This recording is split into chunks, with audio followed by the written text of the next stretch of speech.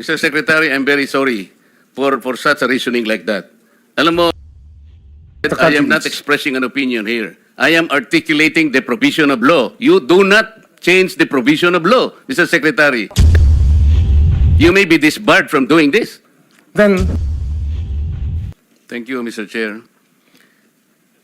Mr. Secretary, a couple of days ago, in the last hearing when you were here, we somehow settled the issue that restitution is not a requisite for an applicant to the WPP. Is that correct? it's not in the law. But sa akin ko kasi, hindi lang po batas na nagdidictate dito. It's also what is morally right, what is expected of us. Yan po kasi kahit hindi nilagay sa batas, mga given po yan sa ating lipunan. What do you mean by that, Mr. Secretary? Kasi wala nga sa batas yung ano. Wala nga sa batas. Yung Then, requirements ano ilalagay mo sa batas? for admission to the witness protection. Ang restitution is not part of it. Yes, it is not. Oh, pero hindi mo nangangahulugan na hindi namin pwede i-layout yan depending on the case. Mr. Secretary, I am still in the stage where a particular applicant wishes to apply under that program. And there is a process. In the process, restitution is not one of the requisites. Is that correct? Opo, pero if it's in terms of this case being a financial crime, sir, this is a crime against the Mr. Secretary, financial status of the Filipino people, of the Philippine Republic. I think that it's just right. Mr. that we ask. Secretary, are you amending the provision of the No, law? sir. No, sir. But that is how we run the witness protection program. As a lawyer, Mr. Secretary, may I ask you, in a criminal prosecution, the civil liability is impliedly instituted. Is that correct? Of course. Kaya nga eh. Hindi naman nangangahulugan kung sakasakali na natapos na yung criminal prosecution. Kapag ka nakita na mayroong criminal liability yung tao, because it is impliedly implied, doon lang magkakaroon ng restitution. It will come after. Paano mo sasabihin na magre-restitute ang isang tao? Meron na bang findings kung magkano i-restitute on how it can be restituted? Nag-a-apply pa lang eh. Huwag po ninyong babaguhin ang requisite ng batas, Mr. Secretary. I thought nung dumating ka dito, nagkaintindihan na tayo eh. Kaya nabablar ang proceedings natin eh.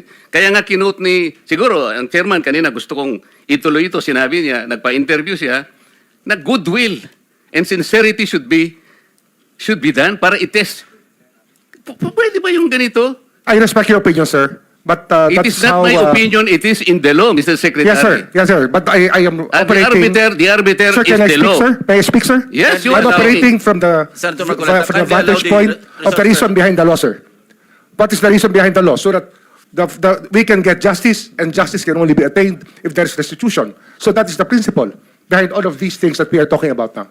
Mr. Secretary, restitution will come after. It cannot be. So it can come before or after, sir. It can come before or You after. cite the law that it come before.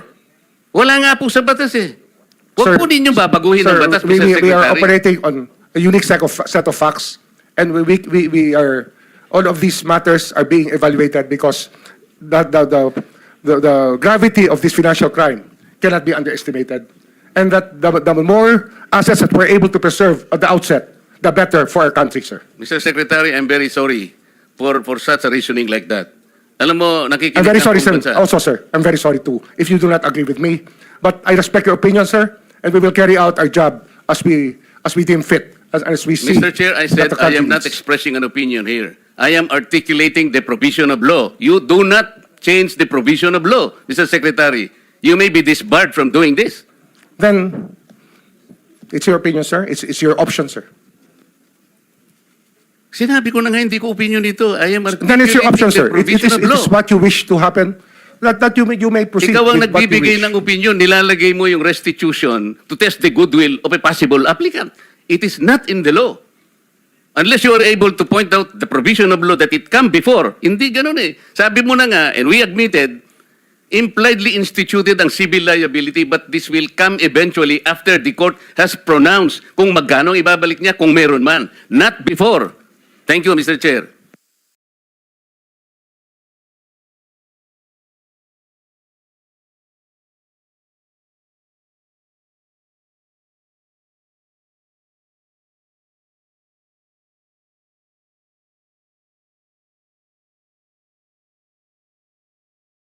I am not a Filipino for nothing.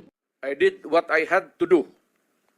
And whether you believe it or not, I did it for my country.